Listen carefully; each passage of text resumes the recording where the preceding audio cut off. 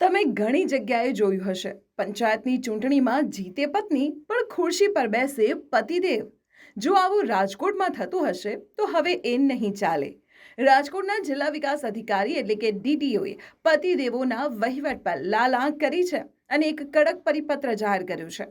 રાજકોટ જિલ્લાની અનેક પંચાયતોમાંથી ફરિયાદ મળી હતી કે ચૂંટાયેલી મહિલા પ્રતિનિધિને બદલે તેમના પતિ વહીવટ કરી રહ્યા છે.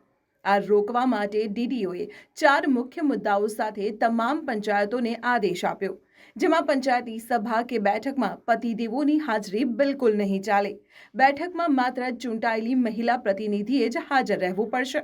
અને સૌથી મહત્વની વાત, પંચાયતના સરકારી રેકોર્ડ કે ચેકબુકમાં માત્ર ચૂંટાયેલી મહિલા પ્રતિનિધિની જ સહી હોવી જોઈએ. જો મહિલાને બદલે પતિ કે અન્ય કોઈની સહી મળી તો ગાજ પડશે તલાટી કમ મંત્રી પર. જી હા, જવાબદાર અધિકારી સામે સીધી કાર્યવાહી કરવામાં આવશે. મહિલા સશક્તિકરણ માત્ર કાગળ પર નહીં ચાલે, પરંતુ ગ્રાઉન્ડ પર દેખાય તે માટે રાજકોટ ડીડીઓનું આ પગલું ખરેખર આવકારદાયક છે. શું તમારા ગામમાં પણ પતિદેવો વહીવટ કરે છે? કમેન્ટમાં જણાવો.